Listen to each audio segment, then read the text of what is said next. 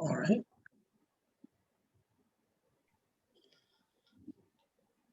Lorraine, are we on?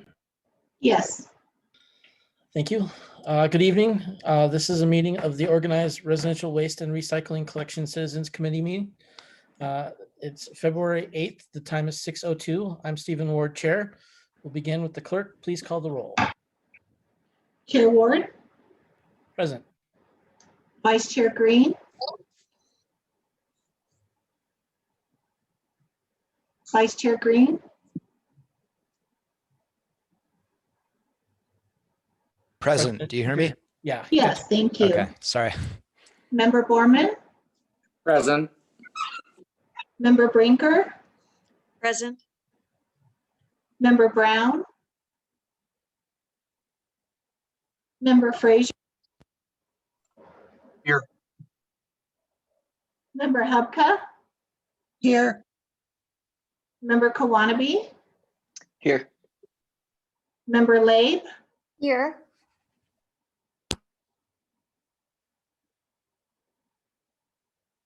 looks like the only member we are missing is Member Brown. All right. Just be sure to let us know if she does join us later. Our next order of business is approval of minutes from the last session. I do see one item that needs to be addressed on those minutes under members present. I think Jeff Frazier is incorrectly listed as Matt Frazier. I was going to note that as well. I usually get Greg. I'm sorry, I didn't catch that on first review of the packet. I do have one other clarification really of a poorly worded motion that is probably my fault on there. If that's okay, or if I move forward with that, Chair. Absolutely, go ahead. On page, I believe it's 6 at the very top there, regarding large item pickup. The motion says ask callers to submit it, not included in base, as an a la carte option, meaning the large item pickup at home as well. It's just poorly worded, convoluted. I would move to revise that to the motion as following, to include large item pickup as an a la carte option in the RFP and as an alternative option included in the base price. So 2 options for large item pickup in the RFP. One point of clarification on that. I think Member Frazier, we should keep in specifically pickup at the home as part of it.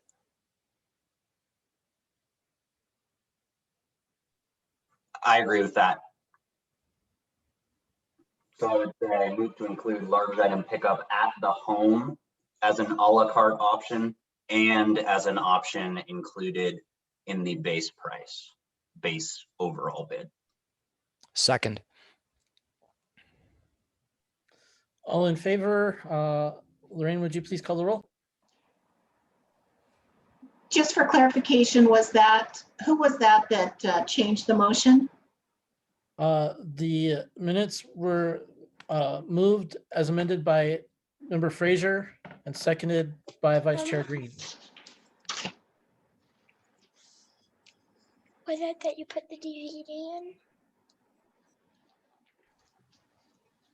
Christine, I think we might be hearing some conversation on your side. I'm sorry. That's all right. Lorraine, did you get that? Thank you, Chair Ward, yes. All right, Chair- we'll go ahead with the roll call vote then. Chair Ward, Yes. Vice Chair Green, Yes. Member Borman, Yes. Member Brinker, Yes. Member Brown, Member Frazier, Yes. Member Hubka, Yes. Member Kawanabe, Yes. Member Labe. Yes.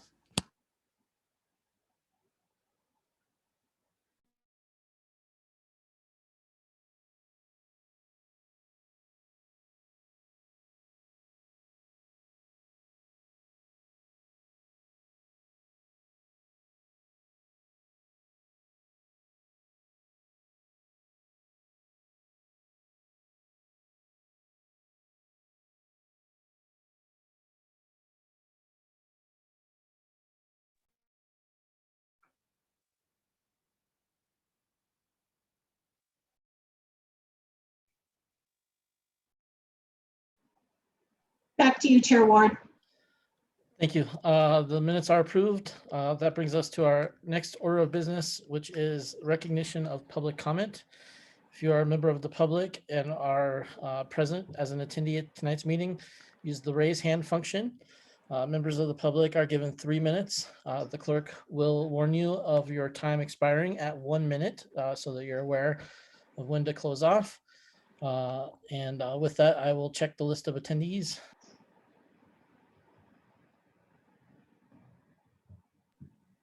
Two hands raised. The first, C. Ann Dickerson. Go ahead, Ms. Dickerson. Didn't see the unmute. Okay. Last meeting, there were some things said and they simply weren't true. I believe staff is not getting or giving correct information. It was said that Republic was sold. That is not true. Republic acquired quite a few assets in 2020. They divested a very few small items, and they are now the second largest US trash company. They are operating in Colorado and they are operating in Inglewood. Also, there was a statement made in the annual report. It said 5 trash companies are crisscrossing the city. That's not true. There are only 3. And one of them has 2 names because they're operating a little sub thing under, that was Waste Management. They have a little separate company to provide really low cost service. And a member mentioned that that apartment buildings have their own contracts. I think homeowners should be able to contract individually. Apartment buildings and commercial businesses are the largest producers of trash and recyclables and large items. And there possibly could be a lot of illegal dumping coming from that. I don't see any reason why large item pickup needs to be put into, I appreciate that you're doing it a la carte, but we can get it on our own. There are dumpsters available, citizens can share them. There's several companies that collect junk and large items. But my main point is, well, one more point is that less than a year ago, or perhaps even several times up to about 18 months ago, 1 minute. SEAC informed us that large items that were illegally dumped could be picked up by Public Works. We just needed to call code enforcement and tell them, and Public Works would come out and get them. Putting large item pickup into a single hauler trash will not stop illegal dumping. I'm of the opinion, because I've seen it, that construction companies, small construction companies and handymen and renters illegally dump large items because they simply don't have the facilities and they don't want to move things. But the main point is, if anybody can have their own contracts, then homeowners should be able to have their own contracts also. Time.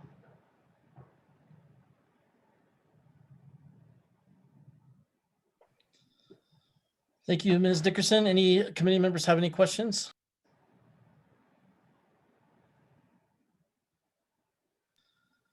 Seeing no hands raised, we'll go to the second public comment for the evening. Ms. Claudine Berger.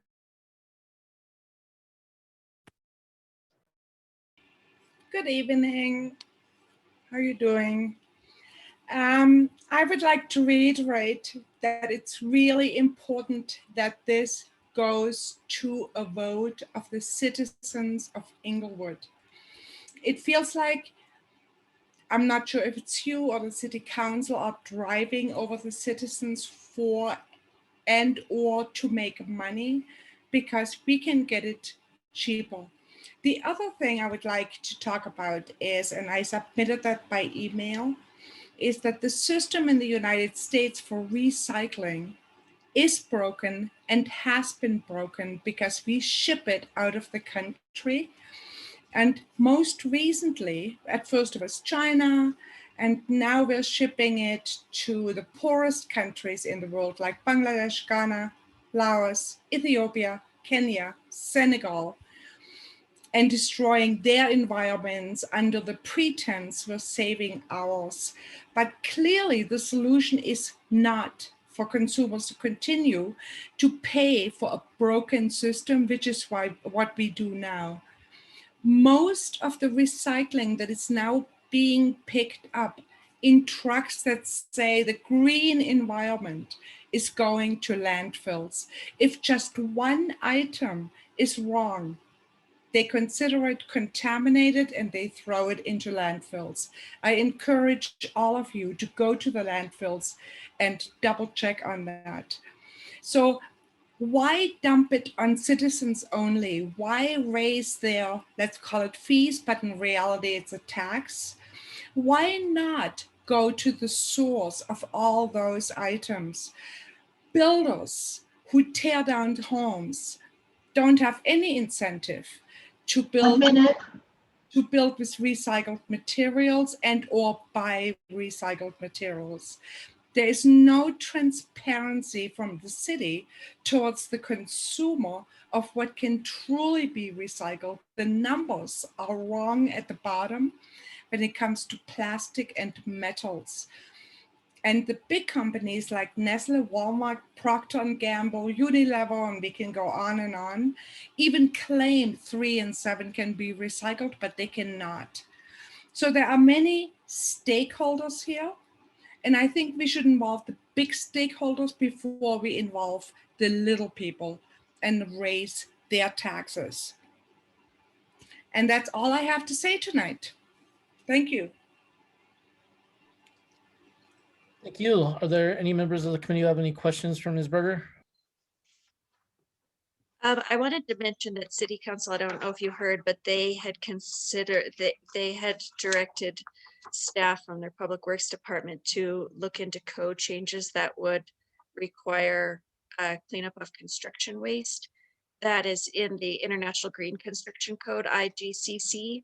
That's still pretty costly and not too many jurisdictions have adopted IGCC, but you might want to take a listen to that if you have it already.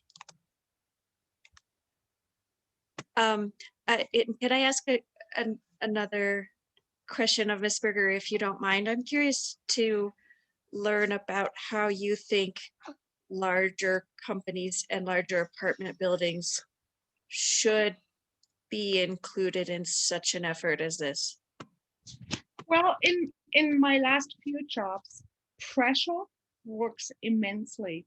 Why are big corporations not encouraged to produce, let's say, plastic bottles? That's a big one. To label them correctly, because if they're not labeled correctly, they go in landfills. We only recycle 8% of all our plastics, 20% of glass, 66% of paper. If, for example, the city of Inglewood would have a drive and make it fun and say, reusable water bottles, you can rinse them and refill them. Not that we can drink the water of Inglewood, but let's assume that would be a possibility.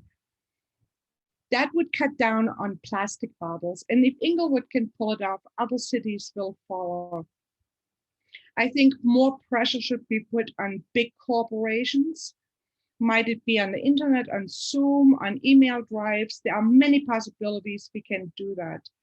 Just stop buying plastic bottles. Imagine the city of Inglewood, each citizen drinking 4 water bottles a day. That fills a pitch or a football field very quickly. It's putting it into pictures of how much we actually throw out. And it's unbelievable. And companies assume that we don't pay attention, but the reality is we do.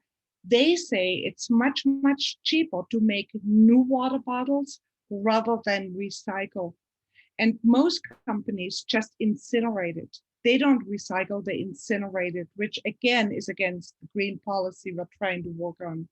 So it's really frustrating that citizens have to pay for something that's not actually being recycled. Thank you Carson? for that. That was very helpful. Carson has his hand raised. Go ahead, Carson. Well, just to support Member Brinker's question, I have a feeling she meant to direct it to Cian Dickerson about how to include apartment buildings in a potential single hauler system. Is that accurate, Member Brinker? Because she was the one who brought that up. It was both actually large companies, which Ms. Rigger did address, and then apartment buildings as well, which are somewhat related, somewhat different. Because I have that same question. I mean, if Ms. Dickerson, if you have any suggestions as to, I mean, I know you've presented that you're against the possibility of this, but considering we're tasked by City Council to look at the possibility, if you have any suggestions for structure recommendations or ideas for how to potentially make this more fair to include all landowners rather than just residential landowners in, you know, what we're getting an RFP for, we'd be interested.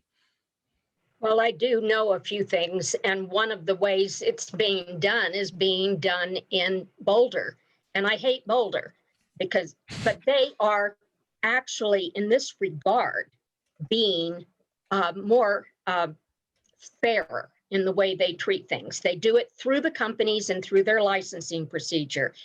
And they require barrels for recyclables placed where they are going to do the most good. Public parks, apartment buildings, etc. And it can be done, but no composting is going to be done in an apartment building. Very little recycling is going to be done. And when people move out, they either abandon their furniture or whatever that they don't want to move, or they let somebody dump it somewhere. But a lot of the illegal dumping is not going to be solved by requiring large item pickup that people may or may not need. But there are some ways of dealing with it, and I don't think it should all be on single family homeowners because very few of us need weekly service. We compost ourselves, etc. And I can come up with some suggestions that I will give to your, through your, you told me about that, Mr. Ward. There was a place to email your clerk or whatever. So I can do that, but it's not a feasible alternative. It doesn't serve any purpose to do single hauler trash. It's going to be more expensive, if only because you're now wanting to hire 2 high-priced staff members to administer a program that is not necessarily justified. Thank you. And also, I just wanted to state thank you to Ms. Berger in regards to pointing out all the unnecessary waste that people participate in. I can say I haven't used a recyclable or throwaway bottle in years because I refuse. I'll wait till I can get water elsewhere, but generally I always have my own on me. So I appreciate that perspective, and I hope more people try to reduce their waste. It's also nice to see the progress we have made on glass and aluminum. I hear that a lot of that goes to the bottling plants that produce beer and beverages in our state. Rocky Mountain Bottling Company, Rocky Mountain Aluminum, that produce cans for Coors and Budweiser and so forth. So I'm glad at least we're seeing some progress on recycling of glass and aluminum.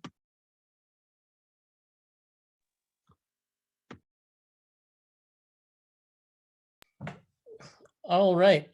Is there any additional attendee who wishes to give public comment?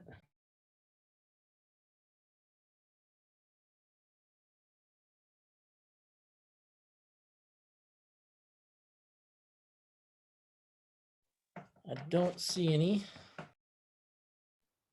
Bear with me one moment while I get back to the agenda. So that will conclude our public comment portion for the evening. The next item on the agenda is listed as old business, just a review of the motions. I think that was intended to be informational. I mean, we attended all those meetings. If anyone has any concerns about those motions, now would be the time that we could discuss them.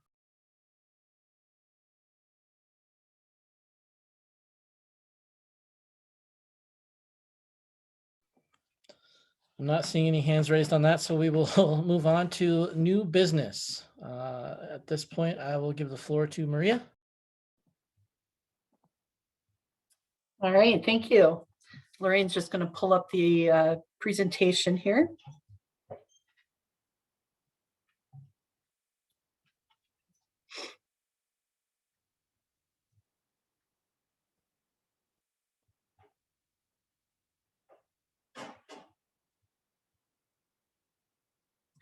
And just so the committee is aware, I do have to drop off to go to a study session item at about 7:15, and then I'll be back as soon as I can. So great. Thank you, Lorraine. So we have one last contractual item to talk about. This is the items that will actually be included along with the other discussion items that we've talked about in the next RFP that I've already started working on redrafting. So tonight we're going to talk about just overall customer service, how we want to structure that, tipping fees and the waste transfer surcharge, different alternatives, which we'll actually talk about. Do we want to include such as apartment buildings, other ideas for inclusion in the RFP, and then finally the annual increases to contract pricing and how we want to structure that within the RFP. Next slide. So this shows, we just did some basically cutouts from different RFPs about what the different cities had within their documents. And you can see it's fairly generic. So there's not a whole lot of detail there. Lakewood, like we have, they have to have 24-hour, 365 days out of the year where they have to be responsive to answering phones. Next slide. Lafayette. So really, just kind of text to describe what their customer service standards are, and that's pretty much set by what the contractor says. So they did require that a web page be set up, which we also required, and then resolving various issues in a reasonable time frame. So not when that time frame's not given. So with Golden, they lay out what the contractor is responsible for, but not really, again, any timeframes of how or what standard or level of service they expect the contractor to abide by. But they do require a web page and a dedicated line. And then Commerce City.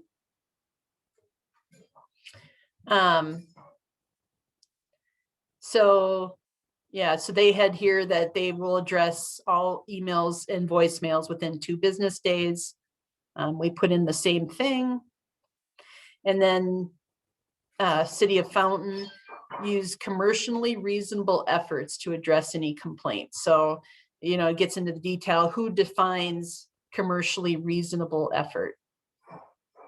So I think we wanted to try and be a little bit more specific about that. And next slide, please.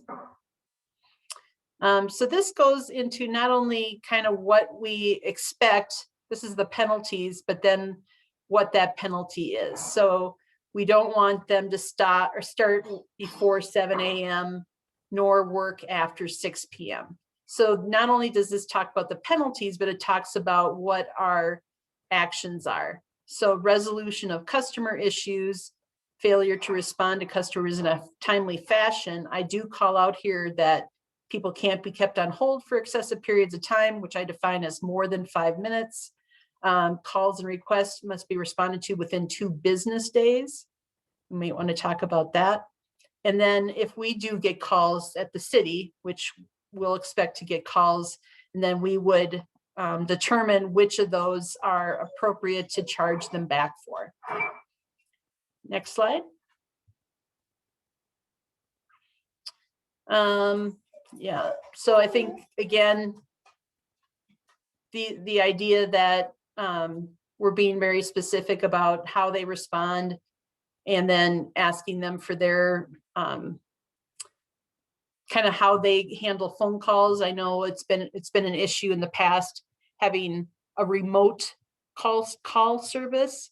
Let's say our calls get routed to somewhere else in the country. They're not familiar with the Englewood specifics. That can become an issue. So we would want to know from the contractor how they're going to address that. So there's some of that text is already in the RFP as well. Next slide. So yeah, as I say here, I think we were more specific. We can certainly modify those or amend those to add other things that the committee may want to consider. But I'm saying it's probably okay right now, but you feel free if you want to add things or modify that. So then I'll hand the discussion back over to Chair Ward at this point. So I have one question relative to this. Do we have any indication that our customer service requirements had an effect on the prices that we received in the first package? That's a good question. Again, we did not talk to them specifically and have not since the proposals were received about what elements went into their pricing structure. All right, first person, Christine, your hand is raised. Thanks, Director Andrea. I appreciate all the research you did into other cities. That was really helpful. I really like the specificity and the penalty amounts that we have. So I'm leaning towards keeping those as is. And in the general area of customer service, I wonder if we could also talk about customer service options that would include not only phone support, but also chat, email, and like Vice Chair Green recommended a while ago, just a simple form where you fill out if you had a missed pickup. And I would probably think those would have the same standards as you have listed for phone. Like the chat would have less than a 5-minute hold. Email and web forms would be resolved within 2 days.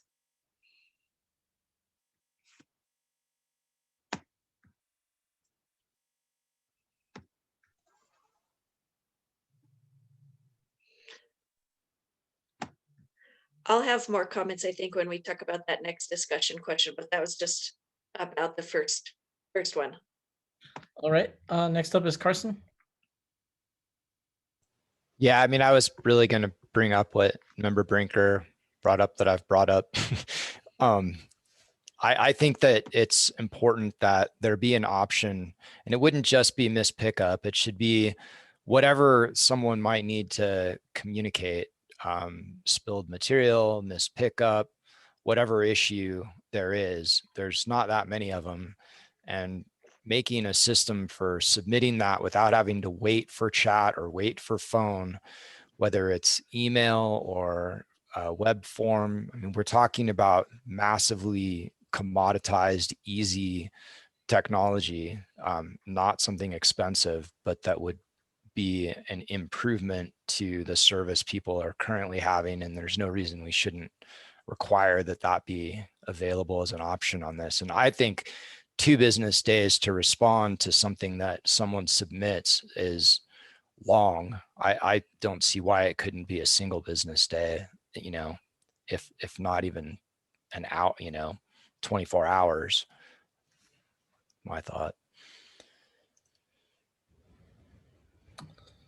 All right, next up is Kanji. Have we talked about how this disclosure is going to happen for our client or for the customers, right? I think we would get a lot more feedback if we've got some sort of disclosure about the penalties. And so there would be more apt to document the complaints. So not sure how that would look, but just wanted to throw that out there.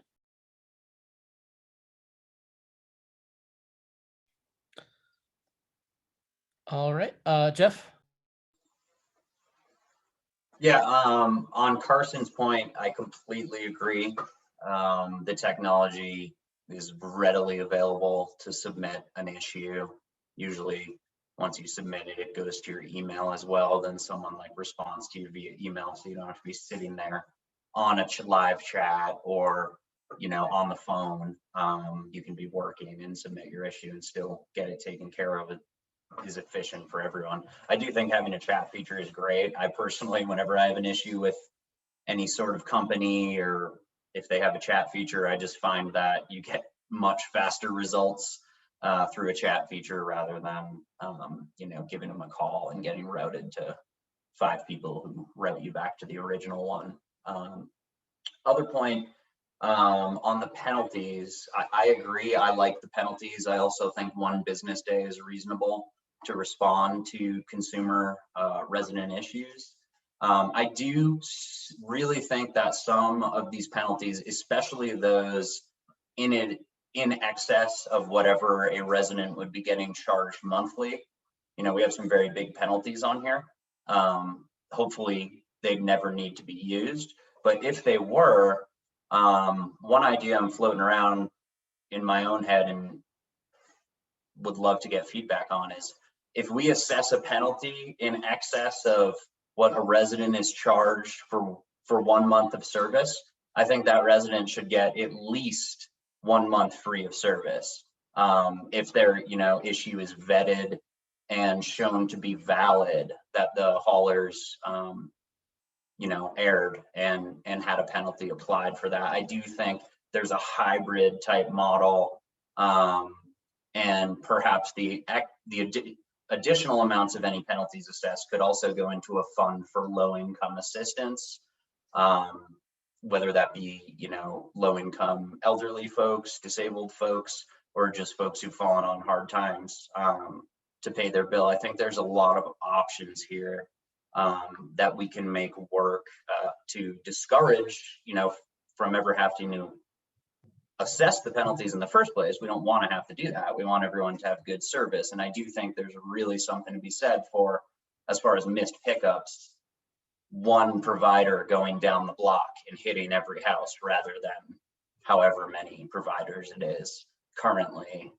that may miss the house on the corner that they have because, you know, the 3 in front of that have a different hauler. So kind of just wanted to throw out some of those ideas, get some thoughts. But I would love to see any penalties assessed going back to residents and at least giving them a free month of service if they've been impacted. Christine? Thanks. I had some additional thoughts on that second question. Should penalties be credited to individual households? I think Member Fraser led us into that subject. So can we talk about that part a little? Absolutely. I was previously going to say, when there's a missed pickup, it's not rectified, that credit for that week should absolutely go back to the homeowner, which is what the companies currently offer. Member Fraser was saying they should maybe get the whole month credited, and that's fine. And I would like to discuss maybe the idea of the rest of the penalty funds, like Member Fraser was alluding to. Maybe 2/3 go to help low-income households pay their trash bill, and 1/3 goes to educational and outreach efforts about trash and recycling issues to address kind of some of the things that our public commenter, Ms. Berger, was saying. And I'm happy to make a motion on that later, but I'd rather we discuss it. Yeah, I agree with further discussion on that issue. I see Kanji has his hand raised. Yeah, a couple of things. Logistically, Jeff, just want to bring this up. Like, how would we verify that, right? Not sure who would be handling the verification on that and what funds that would come out of. And then the other thing is, do we have a sense of the amount that we would like to give to this low income hold, right? Do we have a sense of how many people would be requiring this? I think that'll give us a better view or perspective on how we want to percentage wise divvy these up.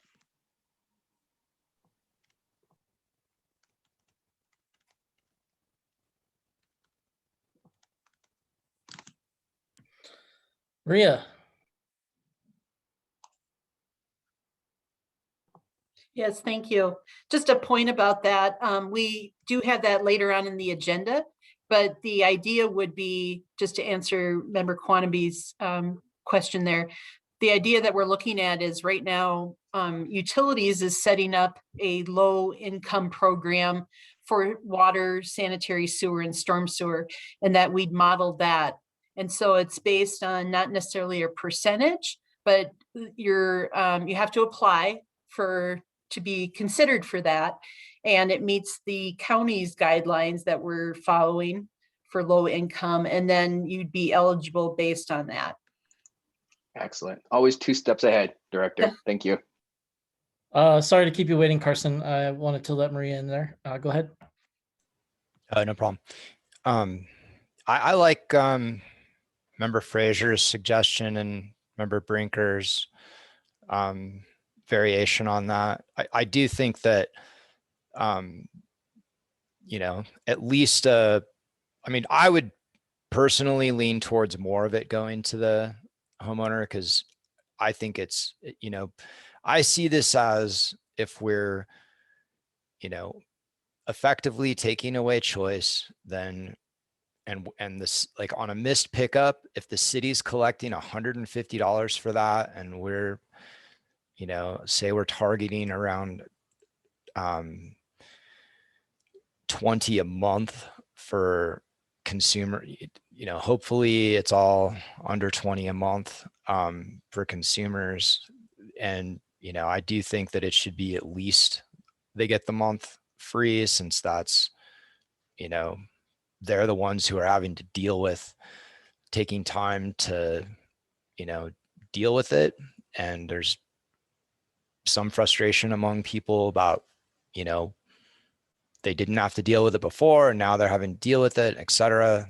So at least if we make the deal with it easy, which, you know, I think it's critical that we have a requirement that there's a simple submit tracking system. There's no reason you shouldn't be able to see your original submission and whatever responses have happened to it. And yeah, I mean, I think at least the month free goes back to the consumer. And I like the idea of helping the fixed income, et cetera, with the difference. Another thing that on the list of what we're looking at here, I'm wondering about the collection of recycled materials as garbage and how that's going to be monitored and proven. And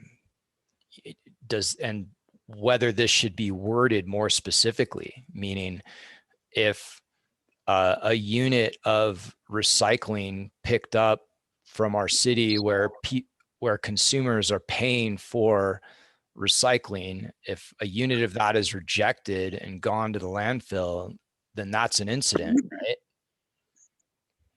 Like, how do we know that happened? What is the current state of how much that's collected for recycling is going into landfills because of rejection? You know, how do we know what's going to be the story there? I think that's a question for Maria. Go ahead. Yeah, my thought there, Vice Chair Green, was that it would be more at the site, so per household. So there were some video taken, I think maybe it was last year sometime, where a homeowner actually videotaped the hauler disposing of their recycling materials that were clearly marked in a recycling bin into the trash vehicle. So it'd be instances like that. To your point, we would not know when they were taking a load of recycling to a trash facility. And shouldn't that be something that we require? on there just for them to be upfront about that and self-report? Yeah, we've talked about that being in the reporting about what percentage of what they collect that's designated as recycling actually ends up being recycled, as opposed to them just charging a bunch of people to recycle and then putting that in the landfill, even if they're doing it with separate trucks. I mean, if we know that there's an issue with the flow of recycling, I mean, countries have rejected it. It's kind of an ongoing changing thing. And if we're going to force citizens to be paying for recycling, then we should be ensuring that what they're paying for and putting the effort into recycling is being recycled. Sure. Yeah. So we can see that through the reporting, which is self-reporting. I think the idea that though we wouldn't, as staff, wouldn't have any, we're not verifying that ourselves. So it would have to come from them. Can I speak to that? Chair Ward? Yeah. Well, I just don't think it's our role to verify necessarily that everything that we send them in recycling is recycled. Now, just to step back about a 60 Minutes episode where they showed that recycling wasn't getting recycled. I think we need to really kind of, if we're going to go down this rabbit hole, we need to really look at the facts. According to my Google search, recycling is a 200 billion industry that generates 7 to 10 more jobs that landfills and waste and energy plants. And it is happening. I just don't think this is our role. And as part of paying more, we don't know if we're paying more. Now, like I've said from the beginning, just trying to get a monthly pickup every other week to a unit price, it's not likely that picking up recycling at the same time generates more fees. Because remember, what we're paying for is, you're right, a truck. We don't know if it's 2 trucks. And we're paying for labor. Somebody's getting off that truck and getting down. So I don't see where getting into the minutia of what happens to my tin can is going to get us where we need to go. That is all.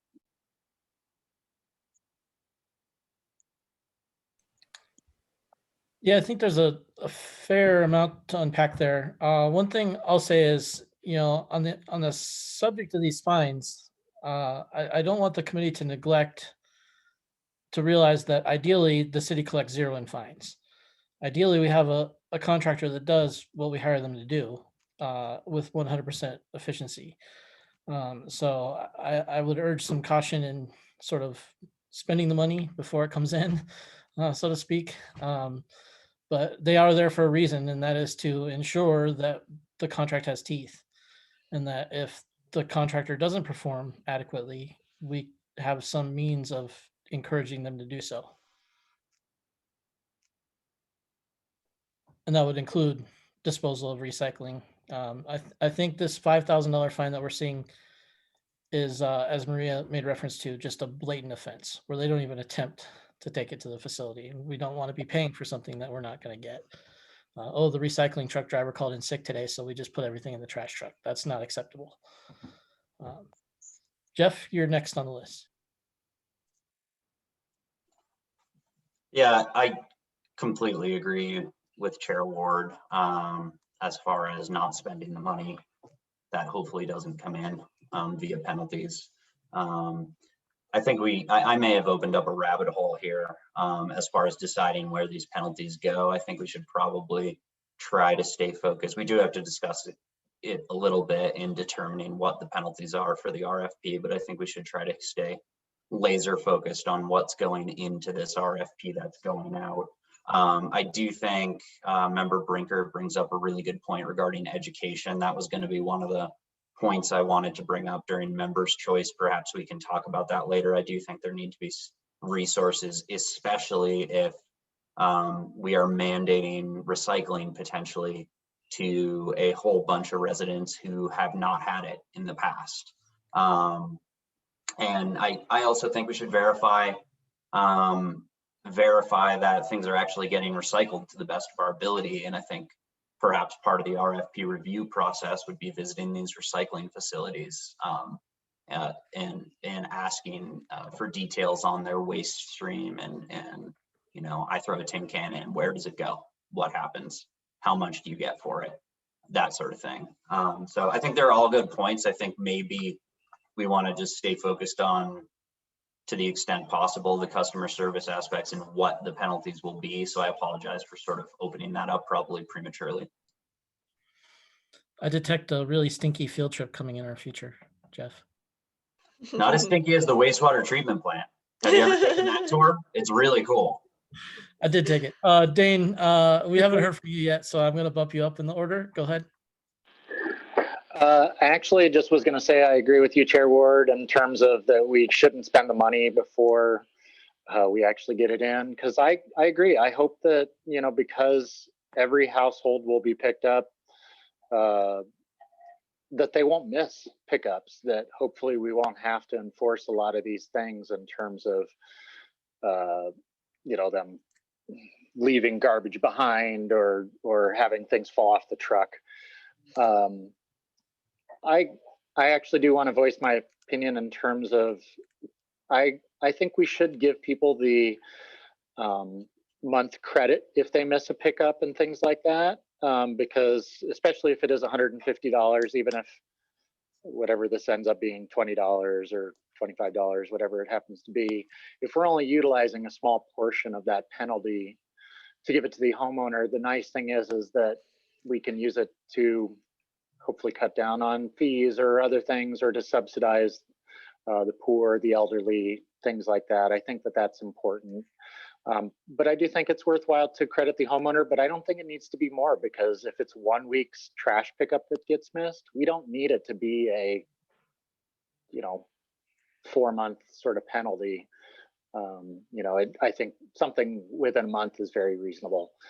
And then the other thing I think we should say is that I do want to know where the recycling goes. I think it is important for us, but I think we have to, once it gets into the recycling plant, what we really just need to figure out is what percentage of the material that comes into that recycling plant gets rejected, and what for, and how do we combat that in the future through education or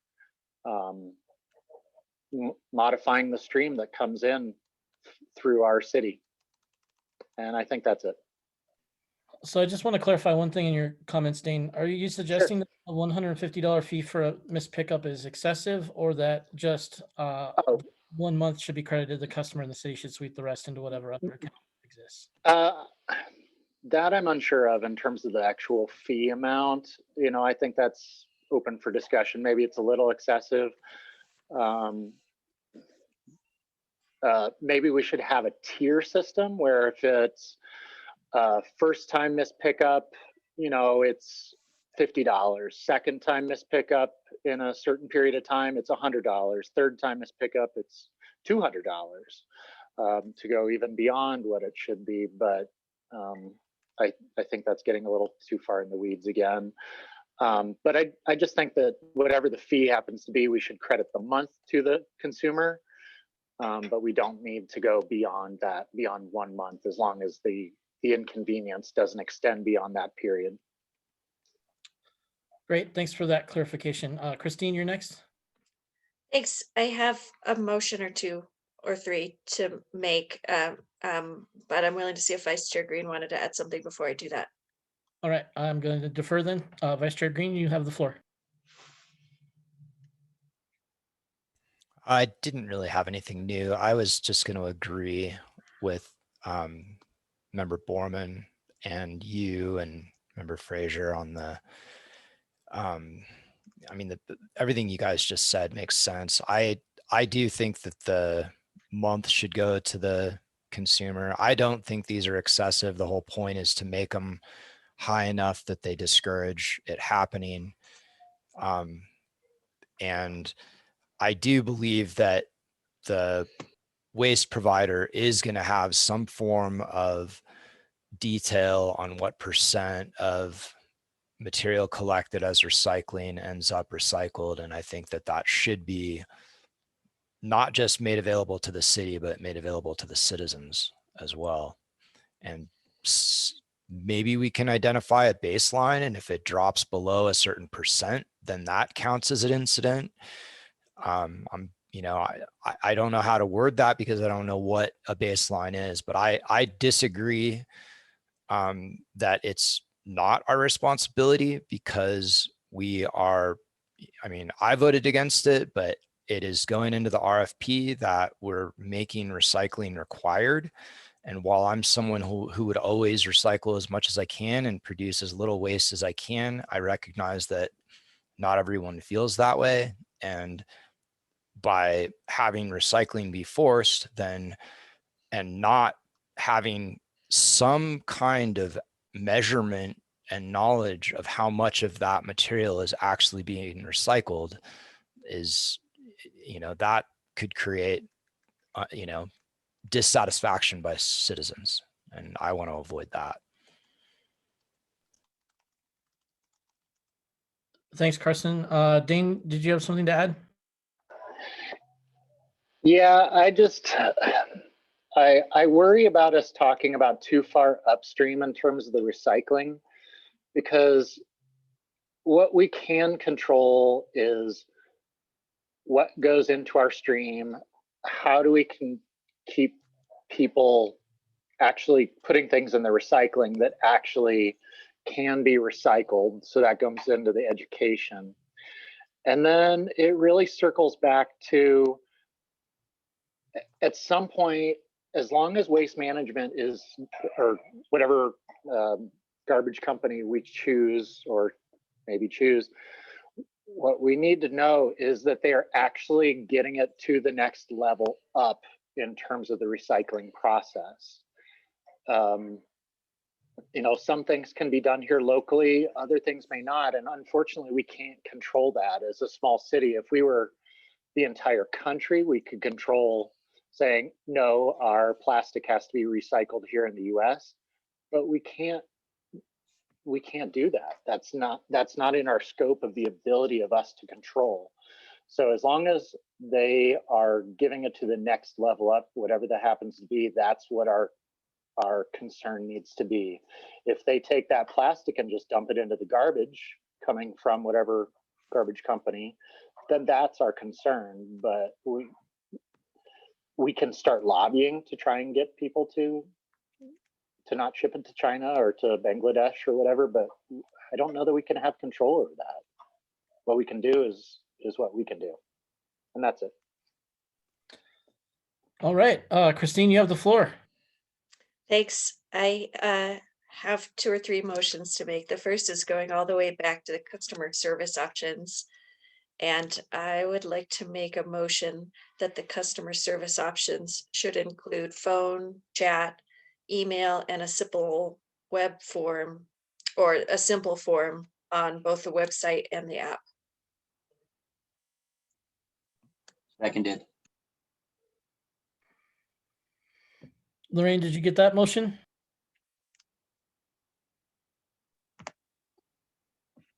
Yes. Moved by Christine, seconded by Jeff Frazier. Go ahead and call the roll, please. Well, Chairperson? before that, may I suggest a friendly amendment to Member Brinker? Mm-hmm. For the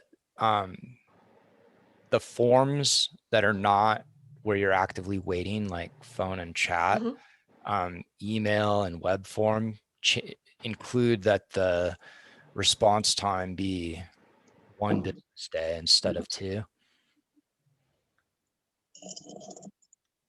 Wait, I think we need to go back and adopt the thing as written and then amend it. Do you know what I'm saying? You don't have to, actually, by Bob's rules of order. I was suggesting a friendly amendment. So if the person who put the motion forward accepts that, then it can be accepted with that friendly amendment and then voted on.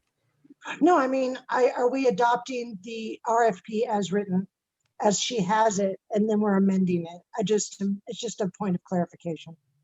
No, the motion on the table cites specific contact guidelines, and that is the only item being addressed. Okay, well, I'm confused, but yeah. Christine, Vice Chair Green, that's fine as long as by one business day, you essentially mean 24 hours. For instance, if someone submits something at 4 p.m., you're not expecting them to respond in that same business day. They get till the next one. Correct? I mean, I'd rather it be 24 hours regardless of business day, but yeah, that's fine. I don't have an opinion on that. It's worth noting that we shouldn't get too many missed pickups because they're required to come back with a truck if you report it before 1 p.m. and they're required to send a truck the next day if you report it after 1 p.m. And so it's only if both of the if those solutions don't happen, then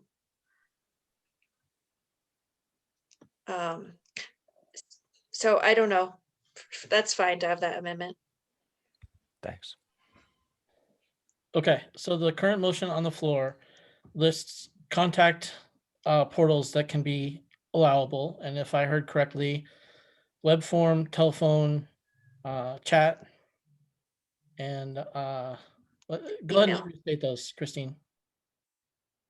Phone, chat, email, and a simple form on both the website and the app. With required response, 1 business day. For 1 business day to resolve the issues. The time on hold would still be less than 5 minutes, whether that's phone or chat. And Jeff, does your second hold under that amendment? It does. It's been moved and seconded. Lorraine, do you have that motion? Yes. Chair Ward, Yes, go ahead. Yes is my vote. Vice Chair Green, Yes. Member Boardman, Yes. Member Brinker, Yes. Member Frazier, Yes. Member Hubka, Yes. Member Kawanabe, Yes. Member Lay, Yes. motion passes. All right, Christine, you have the floor. May I make a motion that we keep the penalty amounts as is, as Director Andrea had them? I'll second that. Motion to keep penalties moved by Member Brinker, seconded by me, Chair Ward. Lorraine, would you call the roll? Chair Ward, Yes. Vice Chair Green, Yes. Member Boardman, Yes. Member Brinker, Yes. Member Frazier, Yes. Member Hubka, Yes. Member Kawanabe, Yes. Member Lay, Yes. motion passes. One more. Yes, go ahead. Okay.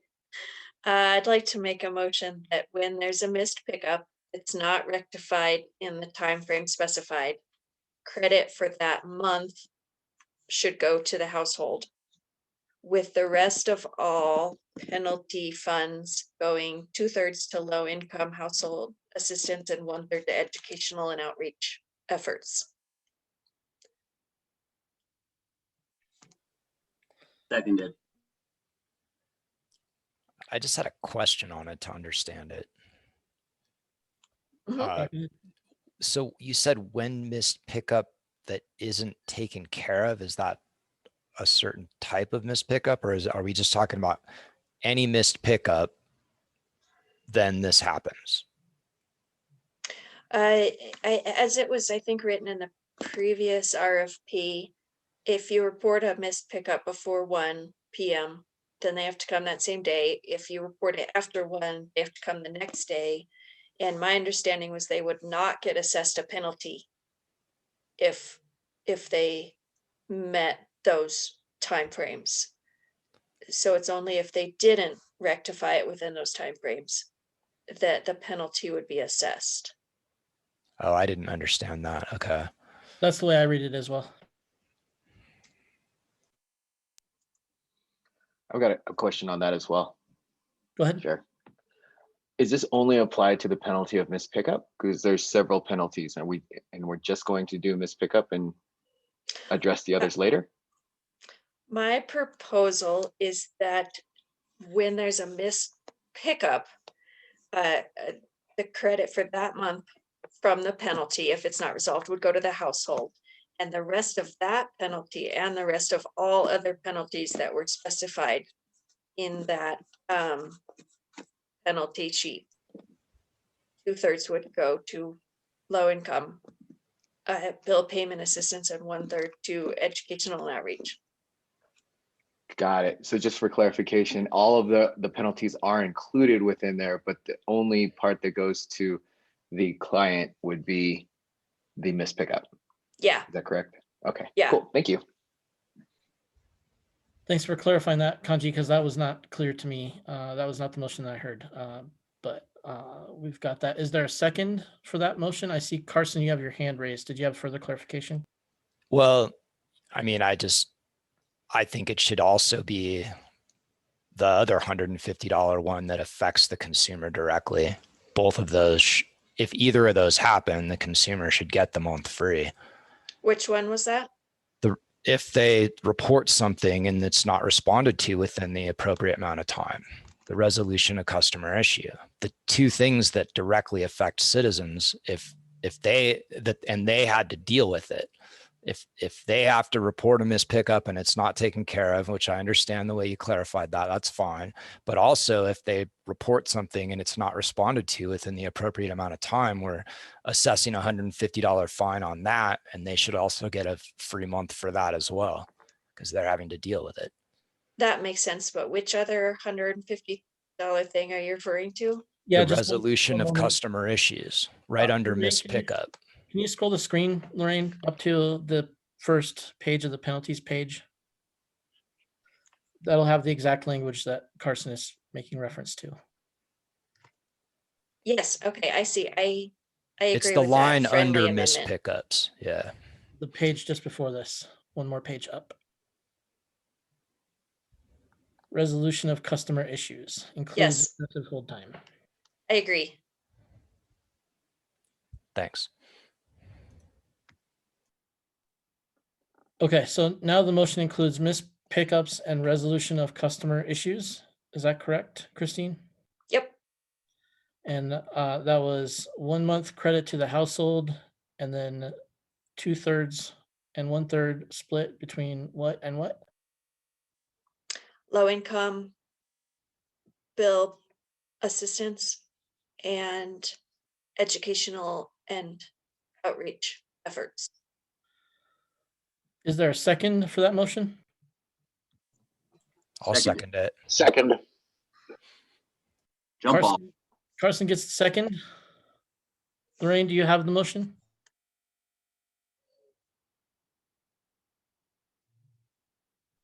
Yes. All Chair right. Ward, No. Vice Chair Green, Yes. Member Gorman, Yes. Member Brinker, Yes, Member Frazier, Yes. Member Hubka, Yes. Member Kawanabe, Yes. Member Lay, Yes. 7 yeses and 1 no. Motion passes.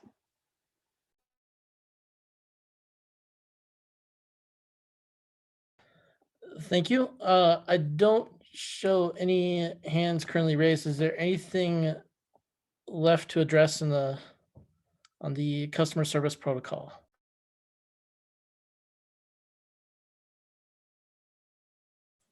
I just have a question about, since we keep hearing from various people that Boulder has a pretty desirable program, Director DeAndrea, have you looked into details on like what Boulder has done for customer service and other aspects that, you know, in regard to what we're looking at?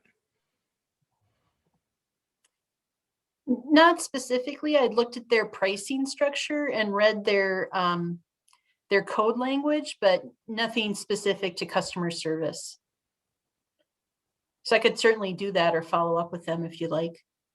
Yeah, I mean, I'm curious about that, and also what they're doing in regard to, you know, multi-unit inclusion in their single hauler stuff. I know that's a little outside of what we're at right now, but it was brought up, and I think we should do due diligence on understanding what they're doing there. Okay.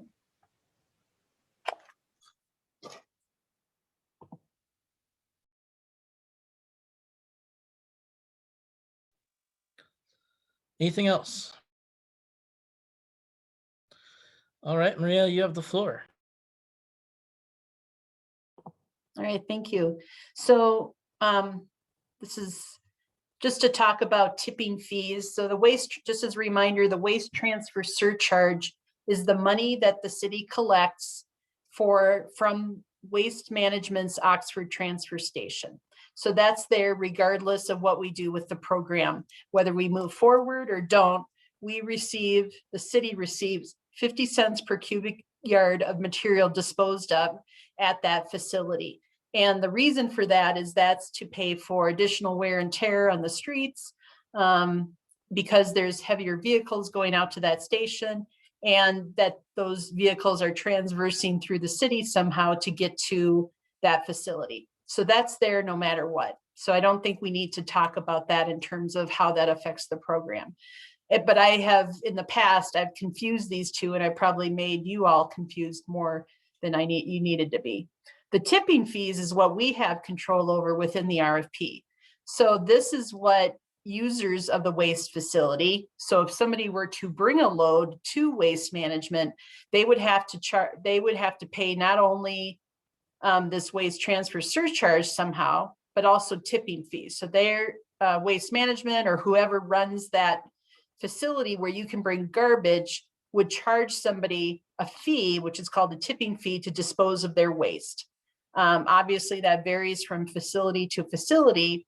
And what we had written at the kind of a request or a concern at the beginning before we put the RFP together was that tipping fees be excluded from the pricing, because there was a feeling that Waste Management could possibly modify them or, you know, give them some advantage by using the Oxford Transfer Station, or incur additional penalties somehow for non-Waste Management providers. So that's the way we wrote it. So this would require then the city to pay those tipping fees directly to the Oxford Transfer Station. And I estimated those, if you go to the next slide, the estimate was about that for the entire city that we'd be collecting 10,000 tons of material over a year's period, which would equate to $350,000 additional on top of the fees charged by the haulers. And this would equate to $3.12 per household per month. So that was included in the pricing that we looked at on the total. So if you remember, we talked about the pricing from the contractor, the tipping fee, plus the admin fee. So I think the question before the committee is, should we just include the tipping fees and in the RFP? So allow them basically to go anywhere they want. We wouldn't necessarily get that 50 cents per load, but it's so close, you know, is there a likelihood that they're going to go somewhere else? But this way we get the one price from the haulers as what that they have to estimate the tipping fee and include it in their unit prices. Next slide, please. And this, I think it gets to the questions. Yeah, so should we exclude the tipping fees and pay for them directly, or should we include them in the RFP and make the haulers estimate them? And then should we include other options for disposal sites? So we said that they should go direct, that they will have to haul to the Oxford station. But should we open that up so that haulers can use their own disposal sites, even if they aren't that convenient? Those are the questions on the table. Thank you. Carson, you have your hand raised? I would suggest we have it be, I don't know that we need to require that they in the RFP respond both ways, with and without including tipping fees, but I think we should give them the option to make proposals with and without tipping fees included.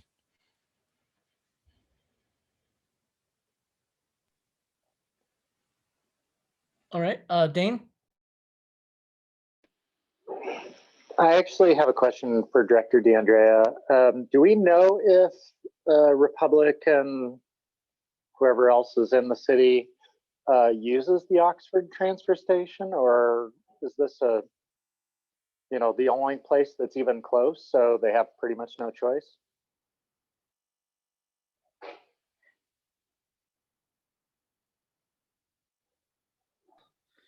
I've just noticed that it's pretty close to 7:15, so I think we may have momentarily lost Director DeAndrea.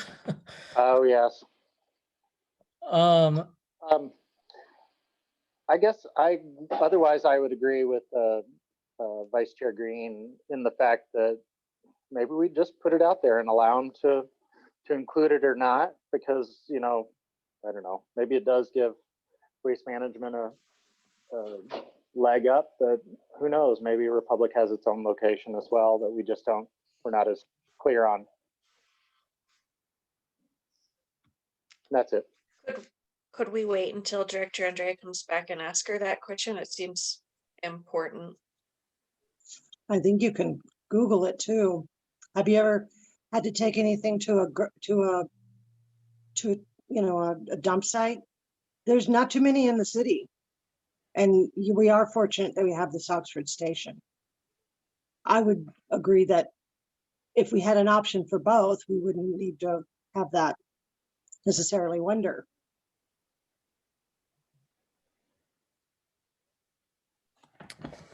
I see 3 hands raised currently. Carson? I'd like to make a motion that we include in the RFP, allowing them to respond, including tipping fees and or excluding tipping fees.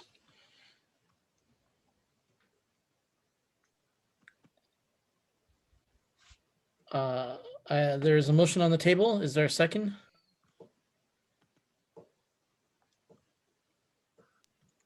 I'll second that. Sorry, that was kind of. Thanks, Kanji. Moved by Carson, seconded by Kanji. Carson, correct me if I state this, but the motion is to include the option of tipping fees with or without on the proposal. I think I hatched that up pretty bad. So Yeah, basically, I'm sure Lorraine will get it right. But yeah, I mean, it just make it so that the respondents to the RFP do not have to exclude tipping fees like the original RFP. Allow them to include tipping fees and or exclude tipping fees in their response. So they could do with tipping fees and without tipping fees, or they could do only one or the other. I see Jeff has his hand raised. Yeah, just a quick comment on that. I'm a big fan of seeing as many different options and seeing the flexibility for any of these, leaving as much flexibility for the haulers to potentially offer the lowest price possible here. So for the purposes of the RFP, I think that makes sense. They don't have to, they could do it one way or the other, whatever they want to propose. They don't have to do both. So I think allowing the flexibility for them to propose with one of the main factors being understood that the lowest possible price, I think is a pro for most people, if not all on this committee. I'm a big fan of just seeing all the different scenarios. So we do have a motion on the floor that's been moved and seconded. Lorraine, do you have the motion? Yes. You Chair can go ahead. Ward, The roll. Yes. Vice Chair Green, Yes. Member Borman, Yes. Member Brinker, Abstain. Member Frazier, Yes. Member Hubka,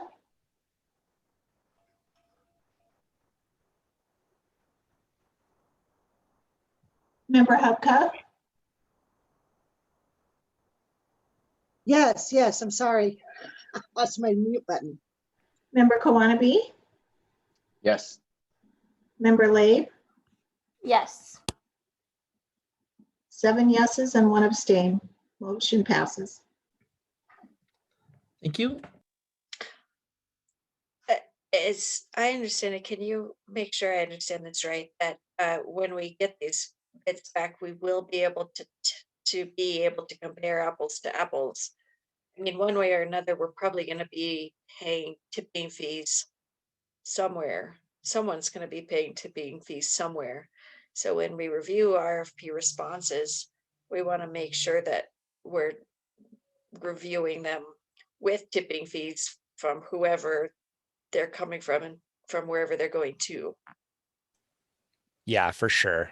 We'll have to, if they are excluding tipping fees, then we'll have to add them when we're evaluating overall. I would Yeah, assume that, okay. but it's not, it's making it, because the original RFP made it to where they had to exclude them. So all this is really doing is giving them the option to include them on the next response. That makes sense. And do I understand right that the reason they were excluded before is so that waste management wouldn't be seen as having an unfair advantage since they own the transfer station? That's what Director DeAndrea expressed is the reason that they did that. But this way, if they can provide it themselves in a different way that we're not even aware of and potentially offer a better deal, then why not let them propose that better deal? Okay, thanks. Carson, did you have something to add? Oh, I was just going to say the next thing on the agenda is about the multifamily dwelling, small business, et cetera. And I would suggest that we wait until we get the research on what Boulder's doing before we go into that too far. So my suggestion would be until Director DeAndrea is able to rejoin us, we just fast forward into the agenda. If members have items to offer for members' choice or chairman's choice. I just have one thing to share with the committee, which is our next meeting I will not make. I have a scheduled conflict. I will be appearing in front of council at that study session on behalf of the Budget Advisory Committee. So Vice Chair Green will have the gavel for that meeting in 2 weeks. That's all I have. I see Jeff, you have your hand raised. Yes. Last meeting, we talked a bit about timeline. And I think it's worth talking about here. I think we're very close to getting to a point where we can at least push along this revised RFP to be reviewed by council. As I understand, they wish to review it before it is reissued to potentially then go to haulers. I would imagine, there are probably some items we can discuss in that time, but we may be able to take, get off of the every 2 week schedule, at least maybe have a once a month meeting at that point. This was originally set up as a temporary standing committee before my daughter was born, and she's now 3 months old.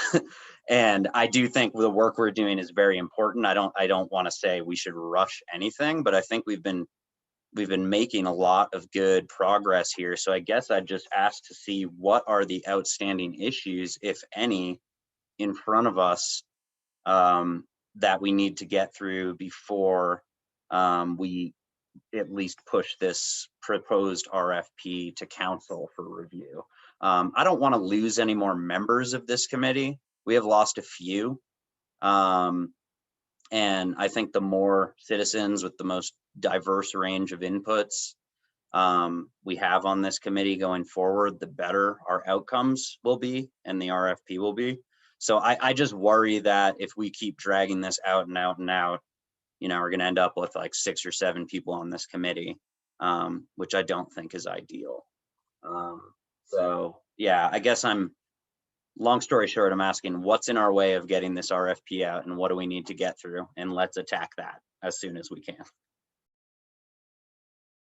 Yeah, so in response to that, Lorraine, can you go to page, I think it's 58 of the packet, which is the proposed schedule for the committee? We'll just take a look at this slide real quick. There we go. So if all the committee members can see this on the screen right now, we are currently in phase 1 of the major tasks, which is scheduled to end this month, which, judging from where we are in the agenda, is likely to occur at probably the next meeting. And then the next major agenda item is a meeting with waste haulers, which I think will be actually very informative, scheduled to potentially occur in March. And then it goes on from there.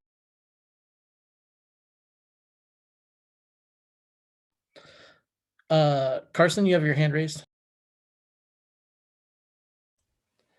Yeah, just I totally get where Member Fraser's coming from. And I mean, the reason I raised my hand was actually, excuse me, something's in my throat. Sorry about that. Do you hear me? Yep, we got you. Okay. I wonder, I mean, not that I mind running the next meeting, but kind of along the line of what Member Fraser just said about losing members, I think your input is important. And I wonder if it's not worth us considering rescheduling our meeting to be able to include you.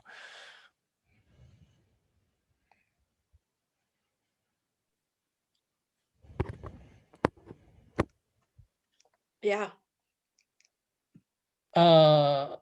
Okay. Christine, you have your hand raised, or had your hand raised.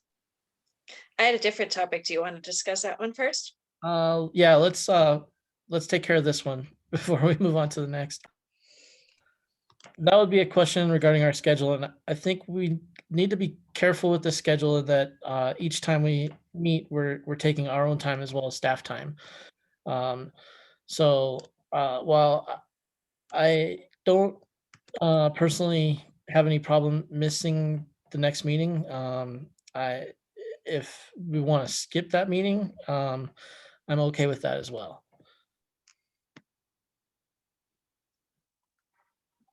Yeah, on the schedule point, if I can jump in here, if that's okay, Chair Ward. Yeah, please do. On the schedule point, I think it would be valid to potentially reschedule the meeting so we can have as many or all members present, including the chair. We also have had a couple of concerns in prior public comments regarding the day of meetings and that their interference with study sessions that I think are valid.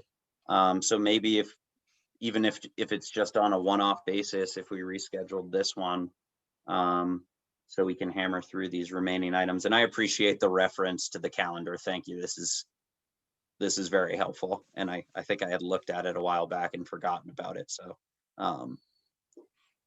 this is really good for us to know on the timeline going forward. But maybe, I guess if a majority of the committee is in favor, I'd move that we reschedule the next meeting to a time that works for all. Hopefully that doesn't take a half hour to schedule. Or maybe we can do one of those polls. Yeah, this is one of those places where I'm going to urge a little caution, because I'm having flashbacks to how difficult it was to get scheduled at the beginning when we first started meeting. But I do see, Christine, you have your hand raised. I had a different topic, so go for it. Okay. And also, I'll add that if we are changing the schedule, it would be very important for Director DeAndrea to be part of that conversation. So let's go ahead and table this scheduling issue unless there's an objection. This would be in regards to the February 22nd meeting. We'll table that until Director DeAndrea rejoins us. Christine, you can go ahead with your item. Okay, hold on, I'm getting there. I wanted to point out one of the things that was in our packet from this week at the very bottom, and it's that I sent a question to staff that we had heard from a number of the public commenters that Inglewood already had single hauler on the ballot 3 other times and voters rejected it every time.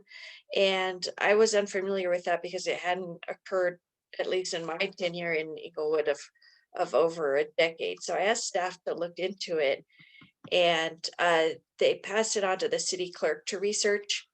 And the city clerk went manually back through all of the election books, all the way back to the early 1950s, but didn't see any election with ballot language asking about trash pickup. And then the records manager also went through any records that they had digitally, but couldn't find any information that this topic has ever appeared on a ballot.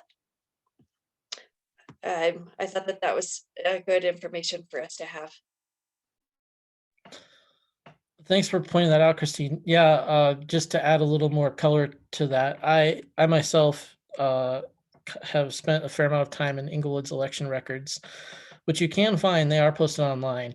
If you are good enough at hunting and tunneling through a web page, you can locate those election records. And I too went all the way back to the 50s, and from what I could read, found nothing. So it's interesting. I don't know where that recollection is coming from, but certainly not supported by the facts. One of those things, if you repeat it as many times, sometimes people just assume it's true. And there's definitely been a fair amount of just incorrect facts out there. So I think it's really important for us all to make sure we're sticking to the facts and honoring truth throughout this entire process. Kanji. Yeah, this is kind of bothering me as well. And I'm wondering if there's a way that we can hold people accountable in this age of disinformation. If there's some place, is this a character pattern of folks that are bringing up disinformation or just wrong information, regardless of where they're getting it? But I think it's, as we move forward with whatever process, this is going to be an issue. So not sure if this is something we can address here, but again, wanted to float that with this committee. Yeah, I think we need to be real careful. I'm not the resident attorney. Someone else on the committee is, but as I counsel people on the phone from time to time in my day job, the First Amendment covers a multitude of sins. And this may very well be one of those items where we just need to First Amendment it and call it a day. Pointing out the truth, in my opinion, is the #1 priority, as opposed to silencing lies or untruth or misinformation, disinformation. Brenda, you have the floor. Well, yeah, I'm going to switch gears just momentarily. And in the interest of time and the scope of our RFP, I'm wondering if we as a team really want to discuss offering services to the multi-dwelling, the small business, and other, just because it just seems like a big hornet's nest that we could get wrapped up into for a long time. Does anybody else have thoughts on that we just keep it to residential as offered? Yeah, you've actually hit on Director DeAndrea's next slide. So I know. he rejoins us, we can certainly nail that one down a little bit more. I'm not sure what she's got for us on that question. Well, we have time to discuss it. Does anybody else have any? I mean, I'd love to solve these problems too. I really think that we get a better price if we did mandate that they went up and down the alleys and to those big dumpsters, but I'm afraid it's just kind of beyond my my knowledge base, to start getting into that. We are at least able to offer recommendations to City Council about what could or should be done with multifamily units and small businesses, even if we don't include them in this particular RFP. So there are shades of gray there that we could explore. Page 40, I believe, in the packet would be the next slide. Okay, I see a lot of hands. Brenda, was that your comment? Yeah, sorry, hand down. Okay, Carson.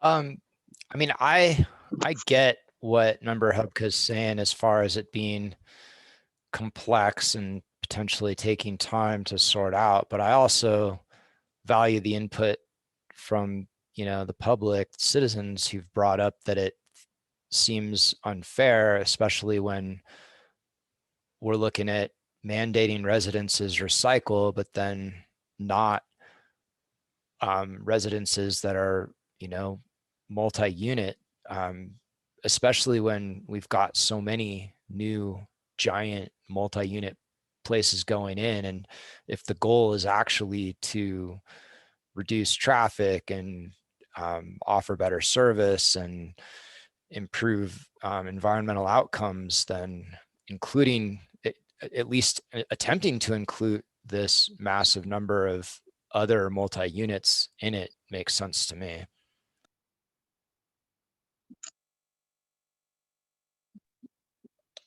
Jeff, you next. Yeah, just real quick, kind of just, I'm thinking back to what is the role of our committee here? And I see two functions. The first is the RFP. It's issuing and assisting in reviewing any responses. And the second is, as Member Brinker mentioned, making recommendations to council. And towards the tail end of this process, I do think I think we already have a running list, which I guess you could include all the motions that have passed as a recommendation to council, but we should talk a little more broadly about recommendations to council. And certainly one thing that at a minimum should be a recommendation, I think, is addressing multifamily recycling and waste. I am honestly not sure what's the best way to, if that is through a recommendation to council and a change in the code itself to authorize that, because I'd have to do a little research on the code as far as it applies to multifamily. They're certainly required to have trash, but I do agree as far as if we're requiring residents, and I agree with, I think it was Miss Dickerson earlier today, that if we're requiring residents to recycle, and not requiring, by the way, I should add, they're going to get a recycle bin if this moves forward. They can throw all their recyclables in the trash.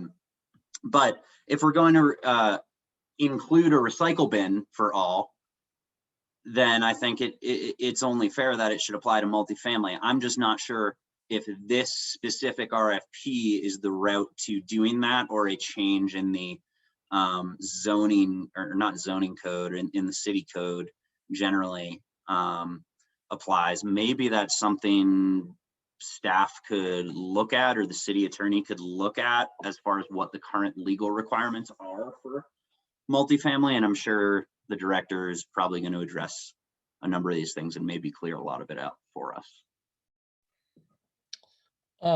Dane, you've been waiting for a while. Go ahead. Yeah, so I've lived in the multifamily stuff. I lived at the Alexan downtown. I forget what they call it now, the city center apartments or whatever, when I first moved to Inglewood. And speaking as somebody who was a renter for, a long time, I would have definitely recycled. And I think it's at least within the realm of something that we should at least make a recommendation to council. I'm not sure that this is outside our purview of what this committee has been given the ability to review, or ability to actually include in the RFP. But, especially if we include multifamily dwellings and the small businesses, which pretty much line the entire length of Broadway, they may, they'd be able to invest in, a couple of really big trucks with the ability to do lift dumpsters, and essentially it could be a way to maybe actually subsidize the cost to the rest of the city too, because it may save the businesses money, but it also might save us money as the homeowners slash residents of Englewood. And yeah, I think that's it. Carson? Yeah, I agree with Member Borman on that. And just to clarify on why I called it required is because it's been voted that that recycling is not optional, meaning everyone's going to have to pay for recycling whether they use it or not whether they, I mean, obviously no one's forcing them to put anything in the bin, but the structure as proposed right now is that they would be forced to pay for it. That's why I called it required. But I do think that that makes a lot of sense what Member Borman just said, because just the sheer fact of increasing the size of the contract could very well make it a better deal for the provider and might incentivize them to offer a better deal because it's a larger, more inclusive thing. And I know people who live in apartments who are frustrated by not being able to recycle. And if environmentalism is a big part of the motivation behind this, then making that more available rather than not, even addressing where it's not available, to me seems like a disservice to citizens.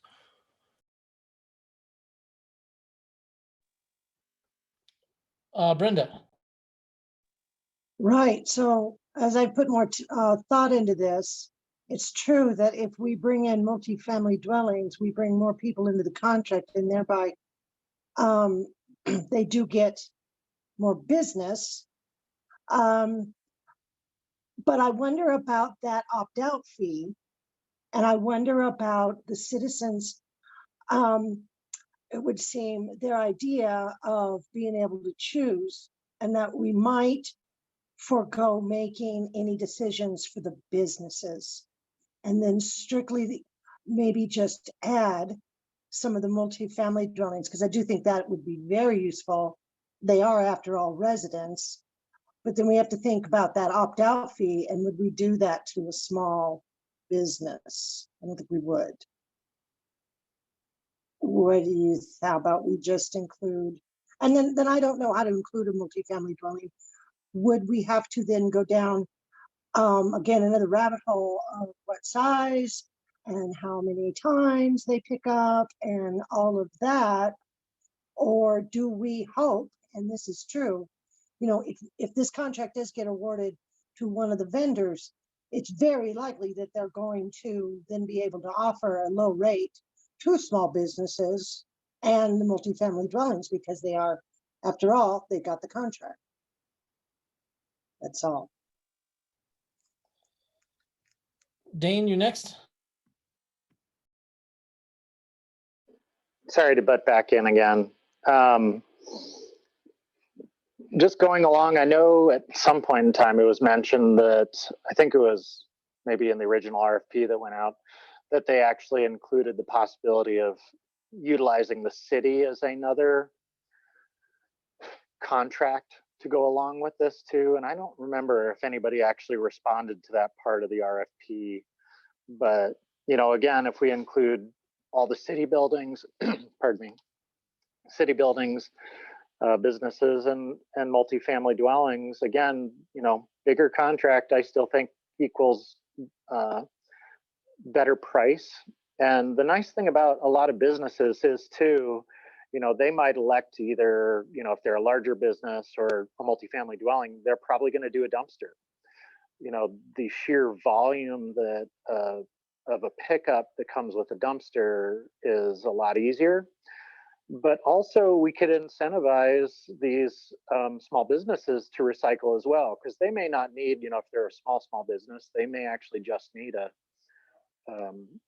96-gallon recycling bin as well, just like a homeowner versus,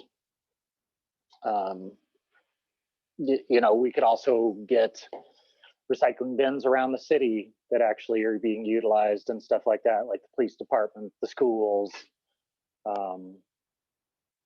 the actual city center.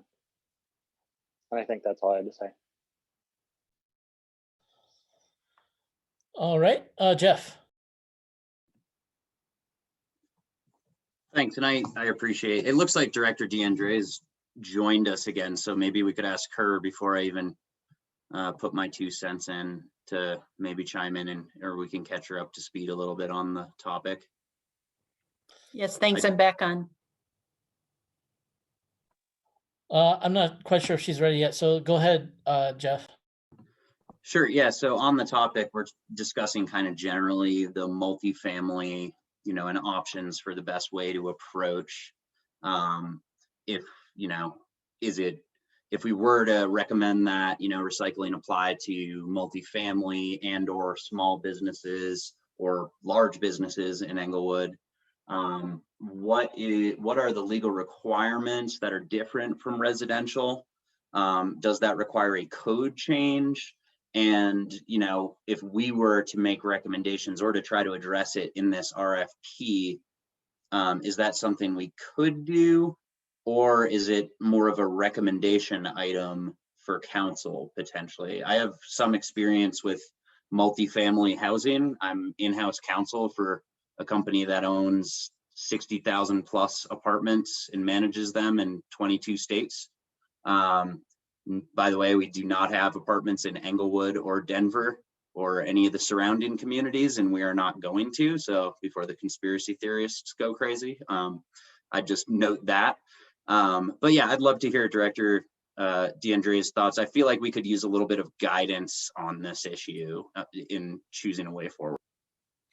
Yeah, thank you. I don't recall specifically what the language in the code says, but I believe it says like it's not limited to households. The reason I stayed away from multifamily and businesses is because they typically have like more like a dumpster situation as opposed to the individual containers that we're delivering. So it would automatically require a different vehicle or truck anyways. There also like some businesses, especially like restaurants, sometimes require multiple pickups per week. So it's not set up necessarily for once a week pickup. But so that doesn't mean that it couldn't be extended to multifamily dwellings. It would require a different type of vehicle probably to service those dumpsters. But I can double check that, the language in the code, and check and report back on that for next month. Thank you. And just on that point, having some experience with multifamily, and I don't want to get myself in trouble here with my employer, but in my experience, generally, many multifamily operators don't offer recycling unless either their residents require it or you know, local city agency code law, etc., requires it. That's my generalized stereotypical experience. I would agree. So that's something you could consider as well, is code changes to require that, where we wouldn't be servicing those types of businesses or multifamily dwellings through the program, but could require recycling potentially as a code amendment. That's your next project, Jeff.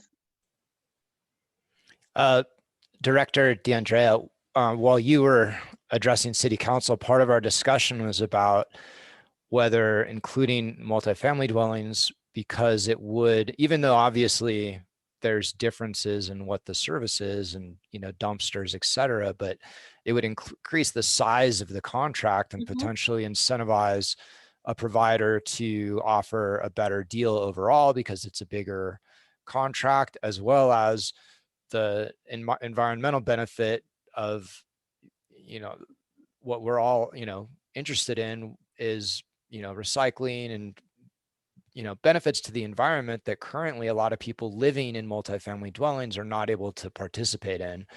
And, you know, for those two reasons, the possibility of the deal being larger and incentivizing the provider to offer an overall better deal, as well as to increase service for citizens who live in those types of dwellings, which, you know, the truth is, the way things are going in Englewood, there's more and more and more of those. And some of them are on PUDs, and I don't know if ever any of the PUDs have required recycling access or anything like that. But I mean, going forward, that could be an option if there's more of those happening. Yeah, those are great points.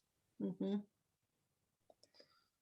Brenda, I'd like to make a motion that we forego these alternatives in this edition of the RFP. That just means that these are great code amendments, and these are also optional RFPs maybe in the future, but for the purposes of this RFP, we forego the alternatives. Does anyone second?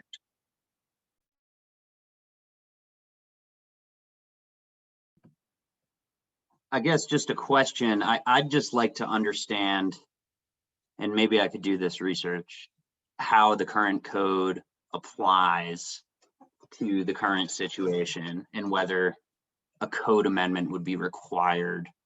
Because the answer to that question would impact how I would vote on this. Yeah, and understanding what Boulder is doing to include it, since we just heard from a citizen that they are. I think the Boulder thing is separate recycle containers throughout the city. I think it's a different setup altogether. Provided by their single hauler, though. Yeah, again, Boulder doesn't Yeah. have a single hauler. Oh, so Yeah. They what have is, strict licensing requirements. And I think they say you have to offer recycling or something like that. They have very strict requirements for their providers, but they don't have just one provider, last I heard. I would just suggest we find out what the whole story is there before we decide to eschew these options. so there Right. is a motion on the table. I've not heard a second so far.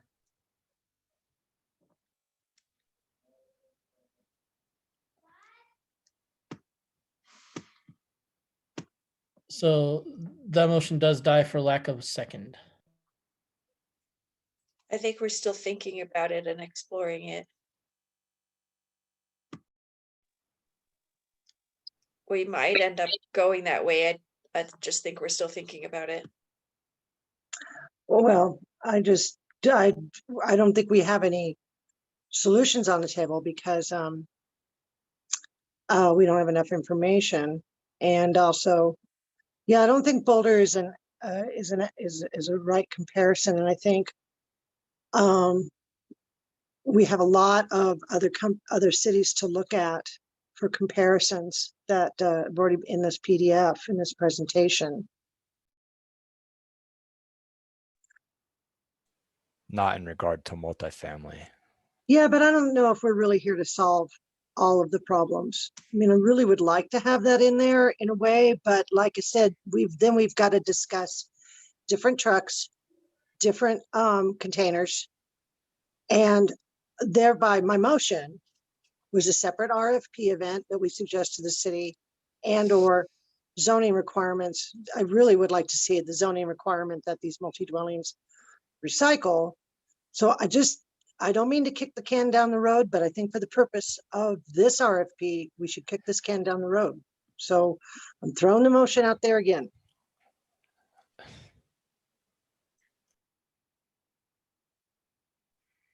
Jeff,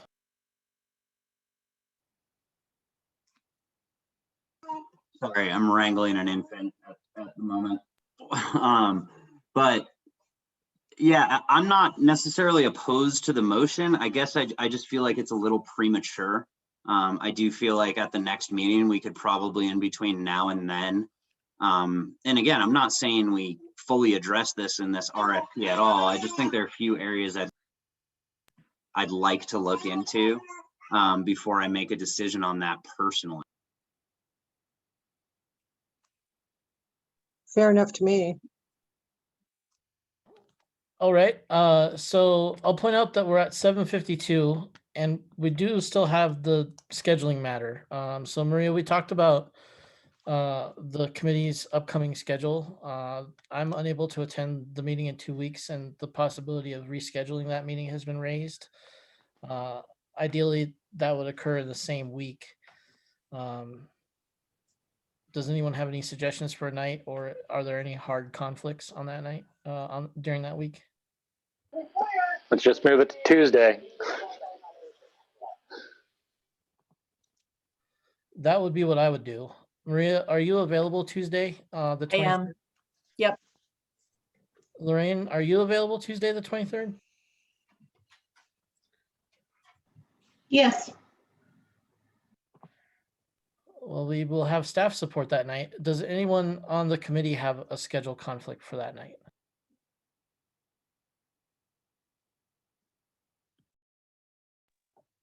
Okay, I'm not hearing anyone speak up, so I'm going to move, I make a motion to move the committee's next meeting from Monday, the 22nd to Tuesday, the 23rd. Same start time, 6 p.m., same end time, 8 p.m. Second. Was that you, Carson? Moved by me, seconded by Vice Chair Green. Lorraine, will you call the roll? Chair Ward, Yes. Vice Chair Green, Yes. Member Borman, Yes. Member Brinker, Yes. Member Frazier, Yes, that was the easiest doodle poll ever. Member Hupka, Yes. Member Kawanami, Yes. Member Labe, Yes. motion passes. Thank you. I do think I learned a thing or two from those previous doodle polls, which is this committee does not work well with doodle polls. So we have about 6 minutes left. I think now would be a good time for open discussion. If the committee members have anything to add, otherwise we can just go ahead and adjourn.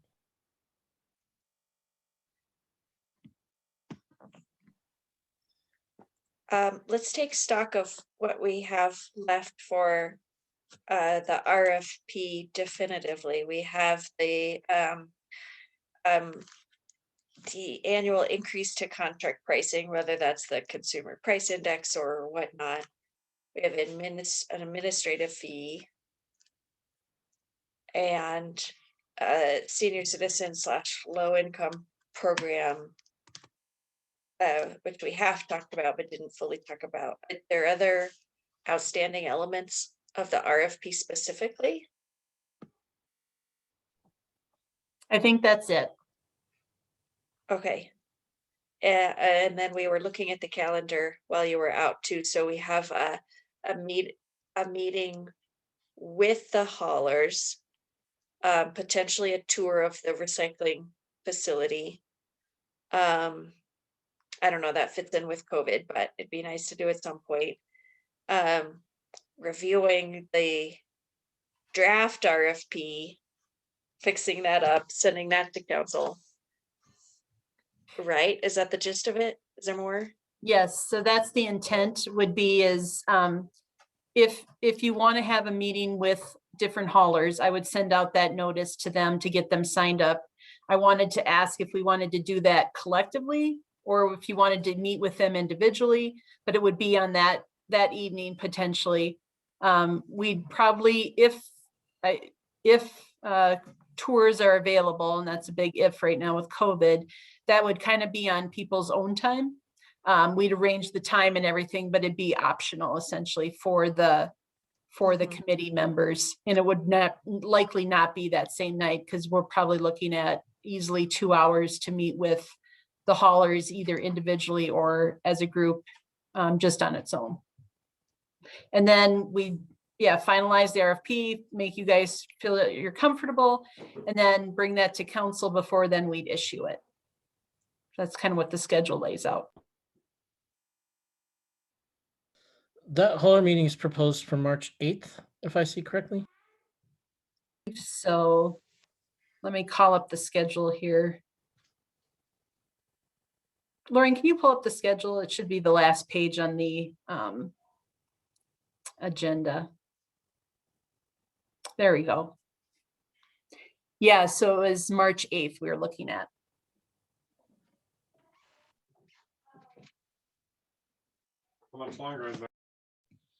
So one thing I'll suggest on the night of the hauler meeting, and this was kind of a lead balloon last time I proposed it, but if we're inviting haulers for an open discussion, I really think that we need to be able to give them a solid schedule. And one of the challenges to giving them a solid schedule is public comment at the beginning. We don't know how many people are going to issue public comment. We don't know how long that portion of the meeting is going to take. I would suggest on the night that we invite the haulers to come speak to our committee that we forego public comment, or we otherwise schedule the haulers in a time limited basis that is short enough to allow for public comment at the beginning.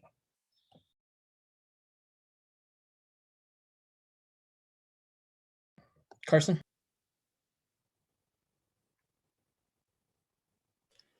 My hand was raised for something else, but yeah, that was before you brought this up. I was gonna do a committee person bring up something completely unrelated. So I guess come back to me. I wasn't trying to comment on what you just said. Yeah, we don't actually need to discuss this at the moment since we won't be going to schedule that meeting until at least our next meeting. I just wanted to bring that forward if members have ideas about it. So please go ahead, Carson. We'll just let that one drop for now. Okay.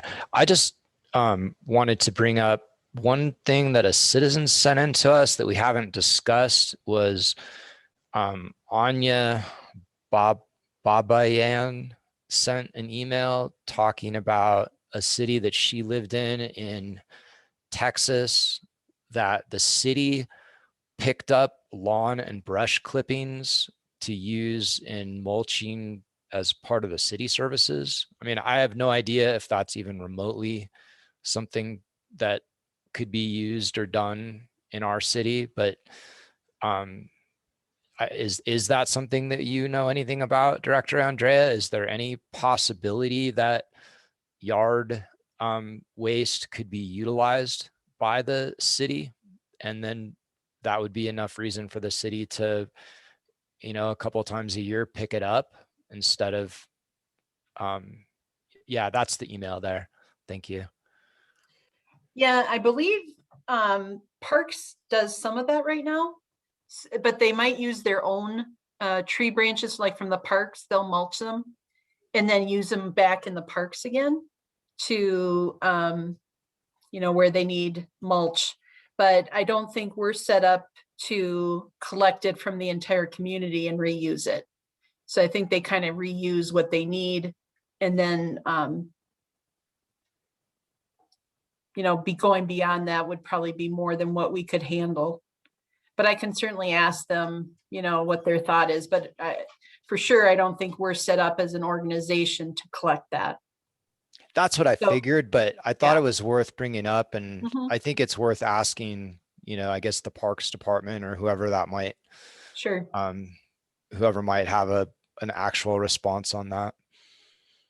So I looked at this through my budget advisory committee glass, Carson, and I took the time and looked at the article that she referenced, and then I looked up the city that she referenced, Richardson, Texas.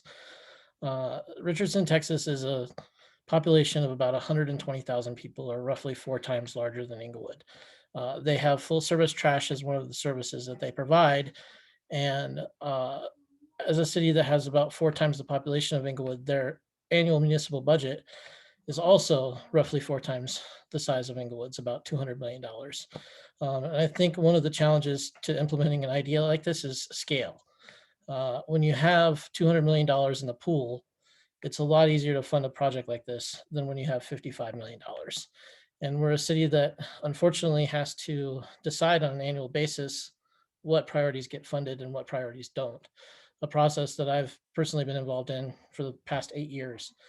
You know, it's sad to see a good idea die for lack of funding, but in the grand scheme of priorities for a city the size of Inglewood's, you know, gathering lawn clippings, mulching them, and selling them in hardware stores might be a little overly ambitious. So that was my take on the article and the comment. Thanks, Chair Ward. I appreciate that you looked into it to that degree. I hadn't. I just thought it was interesting and worth bringing up and discussing. I will add that from the outward appearance, it appeared that their trash hauler was operated as an enterprise. So it was fee-based rather than tax-based, but still similar problems with administration and scale and something like that. Think, Inglewood Water or, the South Platte Water Renewal Partners type system. All right, so we're at 8:02. If you have additional comments to add, please raise your hand now. Dane? Yeah, I actually just wanted to comment on your earlier proposal, Chair Ward, was that I think similar to what we did with, whoever came and spoke to us before, sorry, I'm forgetting the name, but that we should just push back public comment until after we speak to the trash haulers, because that way we don't eliminate the public comment section, and we may not get anything else done, but at least we know that we respect the time of the trash haulers. And so I propose that we kind of do a similar setup. And that way the public will hear the trash haulers' perspective as well. Yeah, thanks for that. Carson? Was the question about having public comment just be public comment like it's been, and how that time could potentially intrude on trash haulers waiting, or was there actually a consideration of the public being able to ask the trash haulers questions as part of it?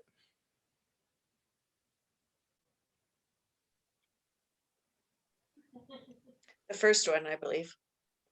And if that's the case, I would say that why don't we, in case there are public questions that we aren't going to think of or ask, maybe put it out to the public that we are going to be doing this, and encourage them to submit questions in case someone submits something that none of us have thought of.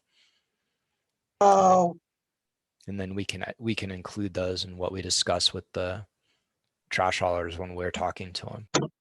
I'm afraid a conversation like that could really go off field. We were chosen to be on this committee for a reason, and we have to keep control of that. We open up something like this to the public, and they may very well take questions way outside the scope of our process right now. Which is So, why we would be encouraging no, them to they're going to ask, send- why is my bill so high? I can hear it already. I don't think you understood what I stated.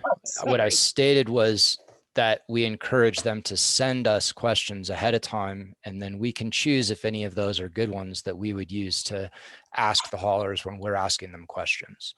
When we talk about it at our next meeting, it's getting pretty late, right? Yeah, I think we should hold this off till our next meeting. Does anybody have anything to add, not on this particular topic, or anything that needs to be addressed immediately as opposed to at our next scheduled meeting? I'm not seeing any hands raised. So at 8:05 p.m., I am declaring this meeting adjourned. Thank you, everybody.